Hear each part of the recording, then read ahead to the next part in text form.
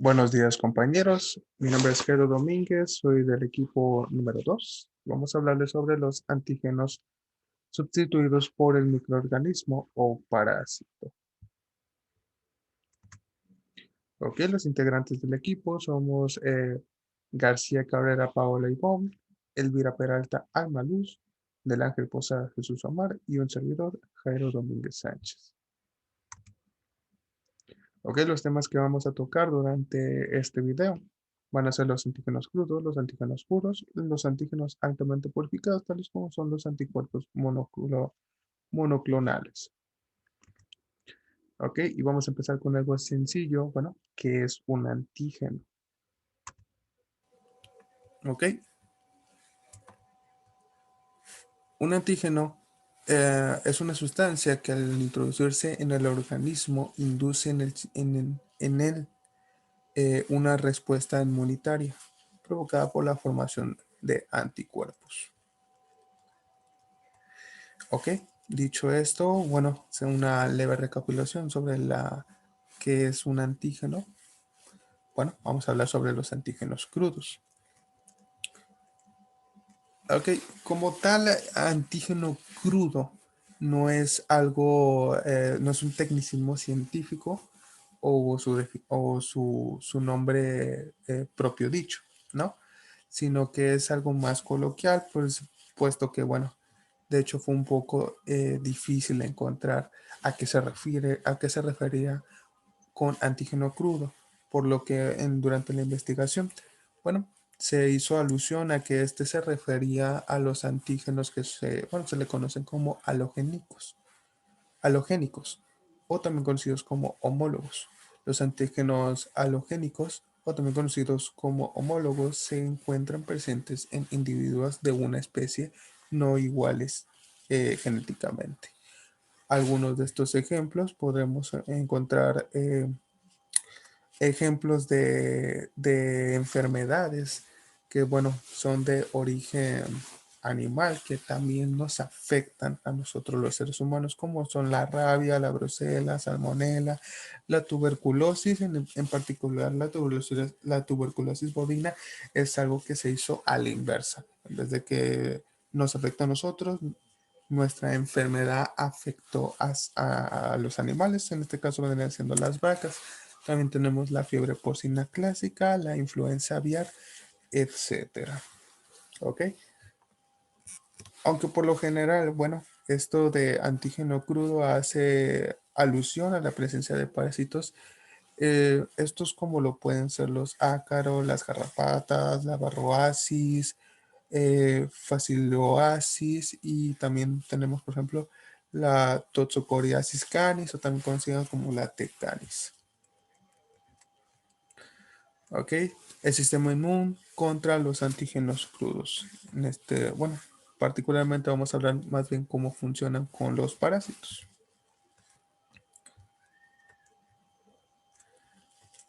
Ok. Por ejemplo, vamos a dar un ejemplo. ¿Cómo sería en el caso por ejemplo, la Toxocara canis, la Tecatis o otros élmitos ascaris de animales? Bueno, estos normalmente maduran en el suelo e infectan a los perros, a los gatos y otros animales. Los seres humanos pueden ingerir accidentalmente los huevos presentes en la tierra contaminada con heces de animales infectados, o pueden alimentarse de huéspedes de transferencia afectados cocidos en una forma insuficiente, en el caso de la gente que suele consumir, por ejemplo, conejos. Los huevos eclosionan en el intestino humano, las larvas penetran la pared intestinal para luego migrar a través del hígado, los pulmones, el sistema nervioso central y los ojos y otros tejidos. El daño del tejido es causado por el parásito y la respuesta inmunitaria local que provoca. En general, las larvas no completan su desarrollo en el cuerpo humano, pero pueden permanecer vivas durante varios meses. Esto es de manera en general. Existen casos en los cuales pues pasan los que alcanzan su etapa más desarrollada, y estos pueden ocasionar pues claras y graves complicaciones para la salud. Ok, aquí tenemos un ejemplo de la T. canis.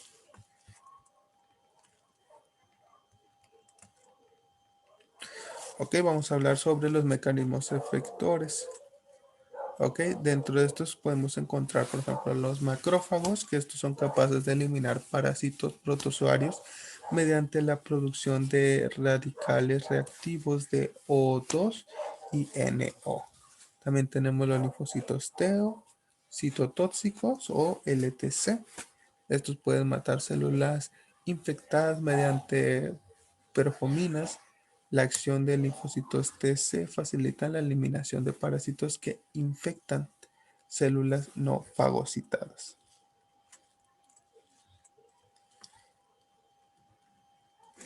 Ok, también tenemos las células asesinas naturales, las CNK, que bueno, estos linfocitos citotóxicos pueden eliminar células infectadas o alteradas sin restricción. Su acción es importante al comienzo de una infección cuando no se ha establecido todavía una respuesta específica. También tenemos la citotoxicidad celular mediada por anticuerpos. Los macrófagos, monocitos, neutrófilos, eosófilos, basófilos y mastocitos pueden ejercer su actividad citotóxica sobre parásitos que han sido absonizados por anticuerpos específicos. La acción citotóxica depende de los anticuerpos que participarán en la eliminación. También tenemos los anticuerpos, que estos pues prácticamente son los más importantes en este proceso. Y estos como efectores centrales de la respuesta humoral TH2, ¿ok? Bueno, la respuesta humoral también se le conoce como TH2, ¿ok? Estos participan en una gran cantidad de mecanismos efectores, como los principales sobre parásitos extracelulares, como se los estaba comentando. Tiene una función de aglutinación, opsinación, activación del complemento, neutralización de toxinas parasitarias, inhibición de enzimas o bloqueo de receptores parasitarios y activación de la respuesta citotóxica mediada por anticuerpos.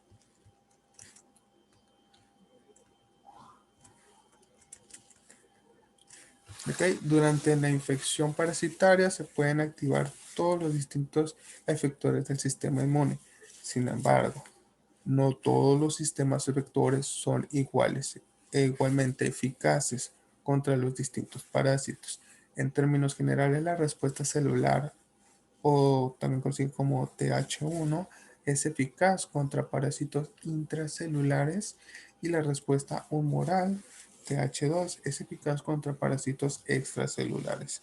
En el caso de el mitos, dado su tamaño y complejidad estructural, solo la respuesta celular mediada por anticuerpos TH2 suele ser eficaz. Sin embargo, esta eficacia de la respuesta celular mediada por anticuerpos suele estar restringida a formas juveniles o inmaduras.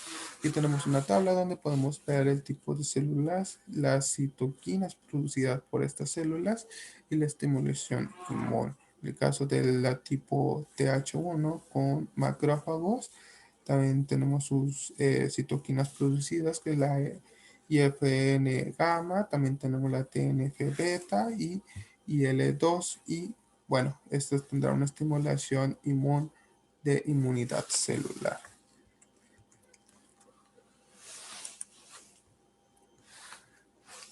Ok, en el caso, bueno, tenemos en el caso de que ya se está comentando de, por ejemplo, T. canis, tenemos, por ejemplo, bueno, el tratamiento que se tiene más común, que vendrá siendo, en dado caso de requerirlo, la suministración de albendazol y mebendazol. ¿Ok? También tiene un tratamiento sintomático. Y bueno, los pacientes asintomáticos o los pacientes con síntomas leves de larva migratoria visceral no requieren tratamiento con antihelmíticos porque la infección es generalmente autolimitada. Para los pacientes con síntomas moderados o graves se indican 400 miligramos de albendazol por vía oral 2 veces al día durante 5 días, o entre 100 y 200 miligramos de mebendazol por vía oral 2 veces al día durante 5 días. Aunque no se definió con precisión la duración óptima del tratamiento, los síntomas leves pueden mejorar con antihistamínicos. En pacientes con síntomas graves puede ser necesaria la administración de cortisoides, entre 20 y 40 miligramos de prednisona por vía oral una vez al día, aunque bueno, en dado caso de presentar síntomas, pues se sugiere que, bueno, vayan a revisar con un médico antes de automedicarse. Ok, y bueno, los síntomas más comunes de esto, bueno, en el caso de la T. canis, es la fiebre, anorexia, neumonitis y síntomas de asma, lo que depende de los órganos afectados. Ok, ahora vamos a continuar con el siguiente tema. Voy a presentarles el video que mis compañeras presentaron, bueno, que realizaron para presentar sus temas. Ok, permítanme un momento, por favor.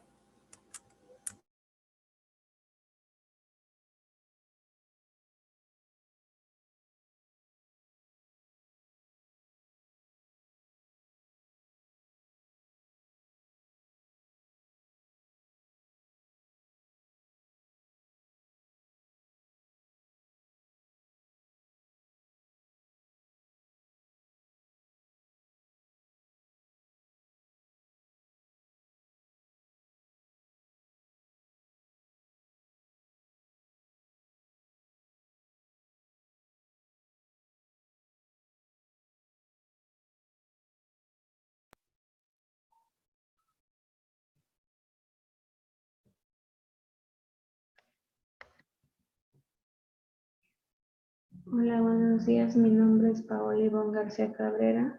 Me toca exponer sobre los antígenos puros. Bueno, los anticuerpos usados en técnicas diagnósticas se generan a menudo in vivo, cuando un animal se inyecta con un antígeno específico de otra especie. El sistema inmune del animal responde produciendo los anticuerpos que pueden ser cosechados recogiendo una muestra del suero. Este antisuero aislado del animal entonces se sujeta a un paso de la purificación para quitar los contaminantes o para obtener apenas un tipo de anticuerpo monoclonal de una mezcla de los anticuerpos policlonales. El fraccionamiento físico-químico describe los métodos que los anticuerpos separados por talla, la carga, las propiedades químicas, las diversas clases de inmunoglobulinas IgG, tales como IgM e IgG, tienen a menudo composiciones físico-químicas similares. El fraccionamiento físico-químico explota esto, quitando cualquier molécula que no lleve las mismas propiedades. Uno de los procesos físico-químicos son la cromatografía de la exclusión de talla. En este método, las moléculas clasificación basaron en su talla y peso molecular. La columna de cromatografía consiste en el dextrano, la agarose o las molduras de la poliacrilamida. De acuerdo a la talla de estas molduras, diversa talla de macromoléculas pueden ser aisladas. Los componentes de poco peso molecular se pueden quitar por la diálisis, la desalación y la diafiltración. Entonces las resinas de exclusión de talla, que consisten en atajo de molecularidad elevada, pueden separar más lejos a las inmunoglobulinas que pesan 140.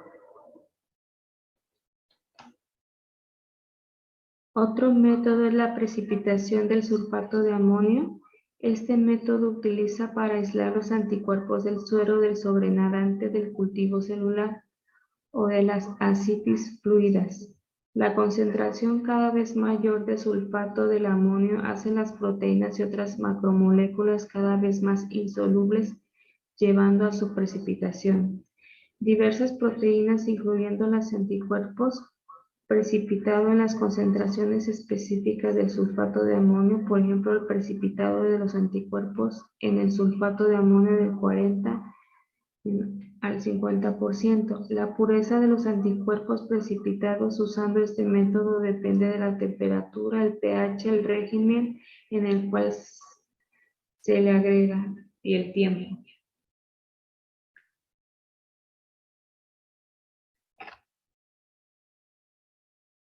La cromatografía de intercambio iónico se utiliza para aislar o para separar las composiciones basadas en su carga. La columna consiste en positivo o negativo. Las resinas cargadas que entonces atan a negativo positivo las proteínas cargadas. El sistema del almacenador intermedio puede ser modificado para limitar y esté liberado el anticuerpo de interés de una manera altamente específica. Alternativamente, el sistema se puede diseñar para atar a todo tipo, con excepción de los anticuerpos del objetivo. Este método es de poco costo al purificar los anticuerpos. Cromatografía inmovilizada del quelato de metal. En este método, los iones bivalentes inmovilizados quelato del metal se utilizan para atar proteínas que contienen 3 o más residuos de la histidina. IgG es mamífero, consiste en el atado de histidina que pueden, por lo tanto, atar al níquel inmovilizando en una columna de cromatografía. Así, este método se puede utilizar para purificar y para aislar IgG de una mezcla.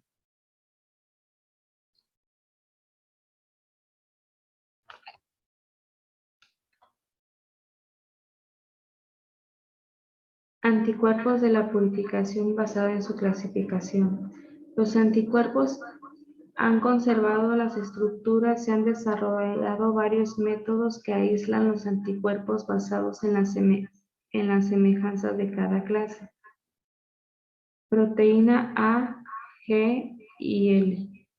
La proteína A, G y L son proteínas bacterianas y tienen dominios específicos que aten a las inmunoglobulinas específicas. Cada una de las proteínas tienen propiedades obligatorias específicas. La proteína A y G ata a la región constante, mientras que la proteína L a la cadena liviana de la región fabulosa. La proteína A no ata a IgD y no ata solamente débil a IgA y a IgM. La proteína G ata solamente a IgG, mientras que la proteína L ata a todas las clases del anticuerpo. Así, estas proteínas bacterianas pueden utilizar para aislar una clase específica de hemoglobina. Por ejemplo, en una columna de cromatografía de la proteína A, el suero puede pasar a través de la columna y la proteína puede atar y separar a la IgG del suero. Purificación de la IgM. Las proteínas G y A no atan fuertemente con IgM, pues hay obstáculo estérico de las regiones obligatorias en IgM. Así, la purificación de IgM implica varios métodos, incluyendo la precipitación del sulfato de amonio, la cromatografía de intercambio de iones, la filtración de gel y la electroforesis de zona. Purificación de IgA. Este método fue destapado cuando un lectín de la D-galactosa llamado jacalin fue extraído de las semillas de Hanfruit. Esta composición fue encontrada para contener 4 dominios idénticos, IATA, IgA. Jacalin se puede inmovilizar en los geles de agarosa y se puede utilizar posteriormente para purificar y para separar IgG de otras inmunoglobulinas. Purificación de IgY. Es una inmunoglobulina única hecha por los pollos y está presente en altas cantidades en yema de huevo. La proteína A, G y L no se pueden utilizar para purificar esta inmunoglobulina, pues estas proteínas no atan a IgY. Así, el método de la precipitación del sulfato de amonio se utiliza para esta inmunoglobulina. Purificación antígena específica de la afinidad de anticuerpos. Mientras que los anticuerpos atan a un antígeno específico, esta acción recíproca se puede también utilizar para purificar los anticuerpos. La purificación de la afinidad implica inmovilizar de un antígeno que sea específico para un anticuerpo, tal que solamente los anticuerpos que atan al antígeno específico se aíslen. Este método se llama método de la inmovilización del ligand para la purificación de la afinidad. Eso sería todo por mi parte.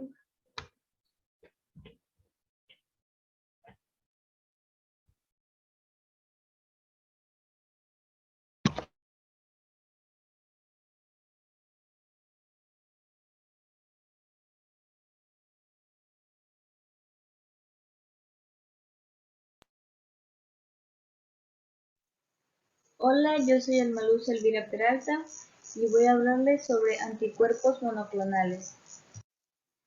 Una forma en la que el sistema inmunitario del cuerpo ataca las sustancias extrañas es mediante la producción de un gran número de anticuerpos. Un anticuerpo es una proteína que se adhiere a una proteína específica llamada antígeno. Los anticuerpos circulan por todo el cuerpo hasta que encuentran y se adhieren al antígeno. Una vez unidos, pueden forzar a que otras partes del sistema inmunitario destruyan a las células que contienen el antígeno.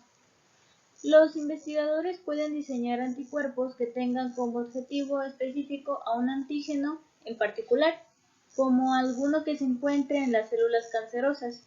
Luego, ellos pueden hacer muchas copias de ese anticuerpo en el laboratorio.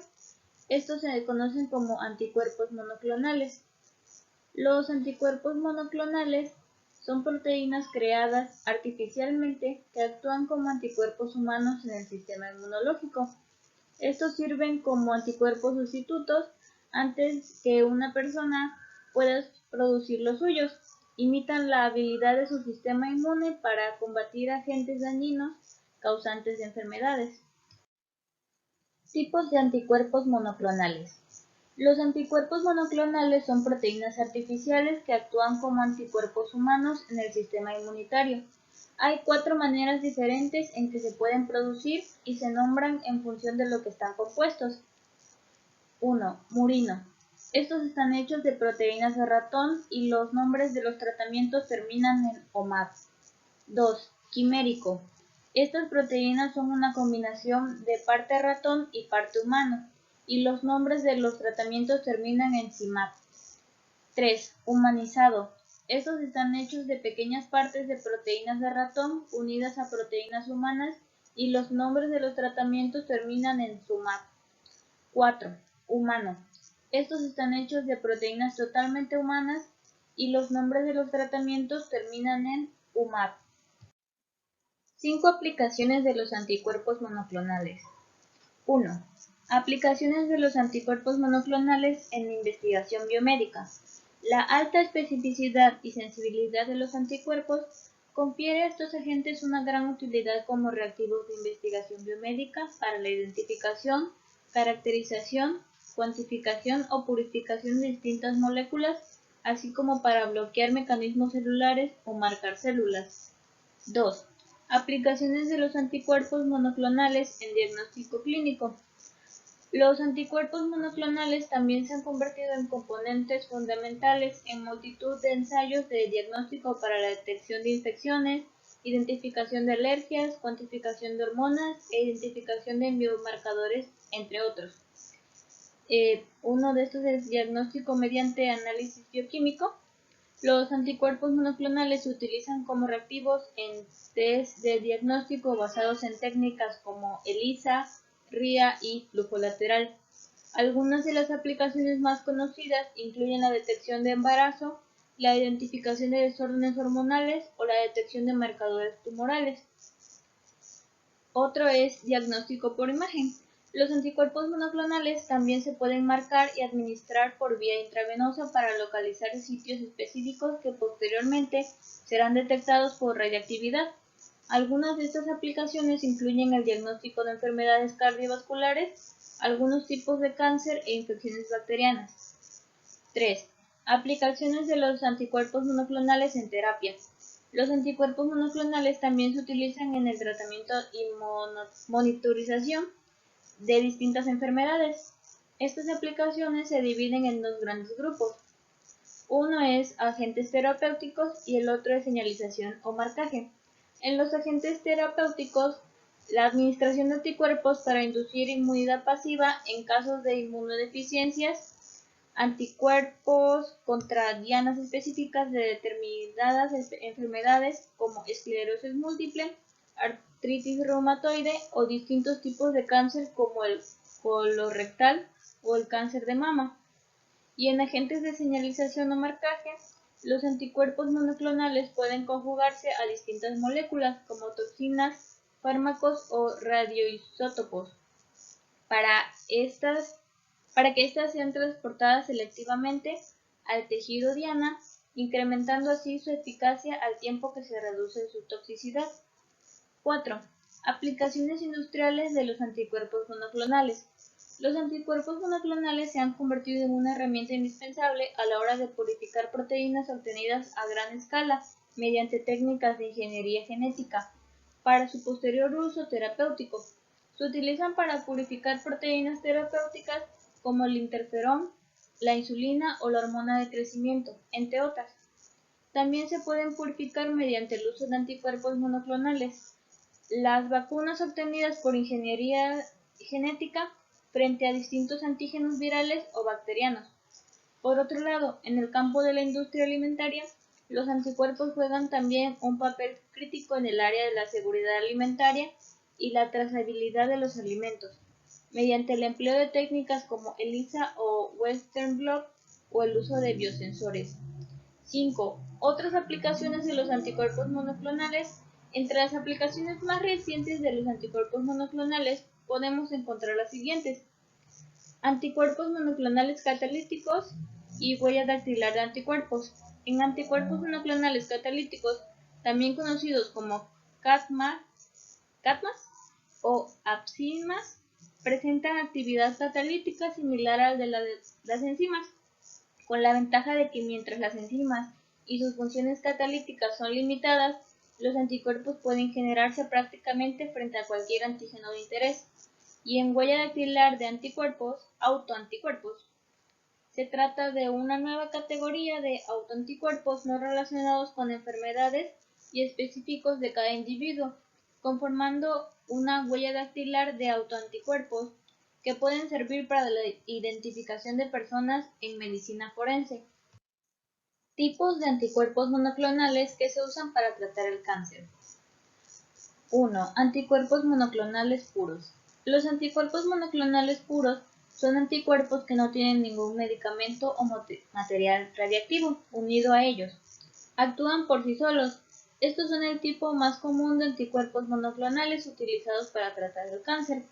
La mayoría de los anticuerpos monoclonales puros se unen a los antígenos en las células cancerosas, pero algunos actúan al unirse a antígenos en otras células no cancerosas o incluso a proteínas de libre flotación. Los anticuerpos monoclonales puros pueden funcionar de diferentes maneras. Algunos aumentan la respuesta inmunitaria de una persona contra las células cancerosas, uniéndose a ellas y actuando como un marcador para que el sistema inmunitario del cuerpo las destruya. Un ejemplo es alemtuzumab, que se utiliza para tratar a algunos pacientes con leucemia linfocítica crónica. El alemtuzumab se une al antígeno CD52 que se encuentra en las células llamadas linfocitos. Una vez que se adhiere, el anticuerpo atrae a las células inmunitarias para destruir estas células. Algunos anticuerpos monoclonales puros aumentan la respuesta inmune al tener como blanco a los puestos de control del sistema inmunitario. Otros anticuerpos monoclonales puros funcionan principalmente uniéndose y bloqueando antígenos en las células cancerosas u otras células cercanas, que ayudan a las células cancerosas a crecer o propagarse. Por ejemplo, trastuzumab es un anticuerpo contra la proteína ER2. Las células cancerosas de mama y estómago a veces tienen grandes cantidades de esta proteína en sus superficies. Cuando se activa la ER2, esta ayuda a que estas células crezcan. El trastuzumab se une a estas proteínas y evita que se active. 2. Anticuerpos monoclonales conjugados. Los anticuerpos monoclonales conjugados se combinan con un medicamento de quimioterapia o una partícula radiactiva. Estos anticuerpos monoclonales se utilizan como un dispositivo de búsqueda para llevar a una de estas sustancias directamente a las células cancerosas. El anticuerpo monoclonal circula por todo el cuerpo hasta que puede encontrar y engancharse al antígeno dirigido. Luego suministra la sustancia tóxica donde más se necesita. Esto disminuye el daño a las células normales en otras partes del cuerpo. Los anticuerpos monoclonales conjugados también se conocen a veces como anticuerpos marcados, etiquetados o cargados. Anticuerpos radiomarcados. Los anticuerpos radiomarcados tienen pequeñas partículas radiactivas unidas a ellos. El ibritumumab, tiucetán o cevalin es un ejemplo de un anticuerpo monoclonal radiomarcado. Este es un anticuerpo que actúa contra el antígeno CD20. El anticuerpo proporciona radiactividad directamente a las células cancerosas. Está hecho de un medicamento de anticuerpos monoclonales, rituximab, y de una sustancia radiactiva, el yttrium-90. El tratamiento con este tipo de anticuerpos a veces se conoce como radioinmunoterapia.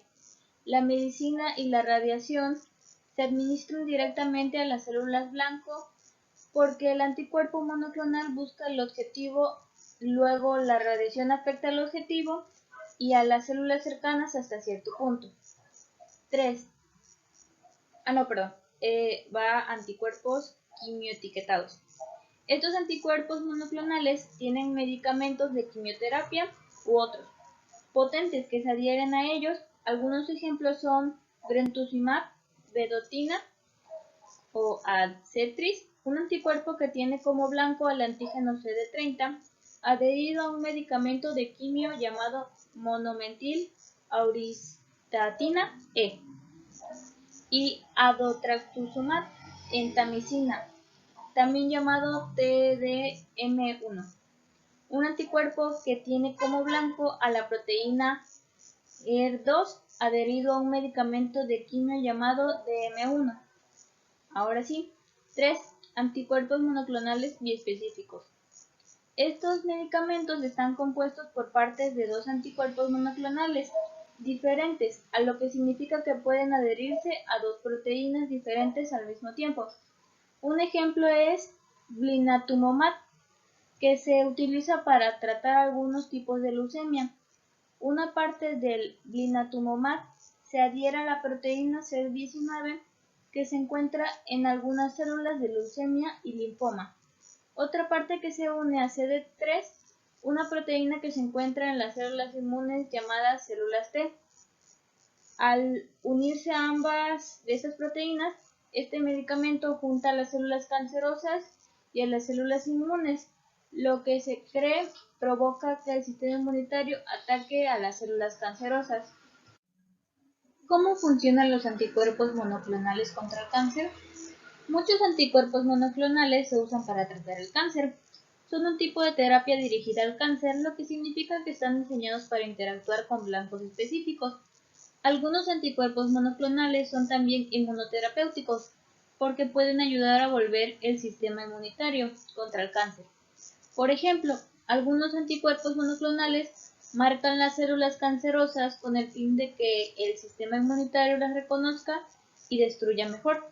Un ejemplo es el rituximab, el cual se une a una proteína llamada CD20 en las células B y algunos tipos de células cancerosas y hace que el sistema inmunitario las destruya. Las células B son un tipo de leucocito. Otros anticuerpos monoclonales acercan las células T a las células cancerosas y ayudan a las células inmunitarias a destruir las células cancerosas. Un ejemplo es el blinatumomab, el cual se une tanto al CD19, una proteína que se encuentra en la superficie de las células de leucemia, y al CD3, una proteína en la superficie de las células T. Este proceso ayuda a las células T a acercarse lo más posible a las células de leucemia para responder a ellas y matarlas. Ventajas de los anticuerpos monoclonales. 1. Homogeneidad. Al provenir de un único clon de células B, los anticuerpos monoclonales son idénticos entre sí, lo que los convierte en unos reactivos homogéneos que confieren consistencia a los ensayos. 2. Especificidad. Como ya hemos comentado, los anticuerpos monoclonales reconocen un único epítopo de un antígeno determinado, por lo que son altamente específicos frente a la diana de interés. Debido a esta alta especificidad, la utilización de anticuerpos monoclonales reduce al máximo la probabilidad de reacciones cruzadas, disminuyendo así el ruido de fondo y los resultados falsos positivos. 3. Cantidad. Una vez obtenidos los hibridomas, estos son una fuente inagotable de anticuerpos monoclonales que permite obtenerlos a gran escala, de manera ilimitada y a un coste razonable, mediante su cultivo in vitro. 4. Reproducibilidad. Al producirse a partir de un único clon de células B, la calidad de los anticuerpos que se produzcan en distintos lotes será siempre la misma, ya que los anticuerpos monoclonales de todos los lotes serán idénticos.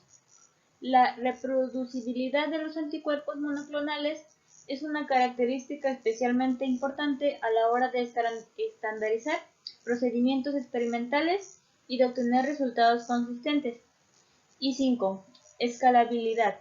Debido a que la producción se realiza a partir de una línea celular inmortal y estabilizada, el proceso de producción de anticuerpos monoclonales es altamente escalable hasta niveles industriales.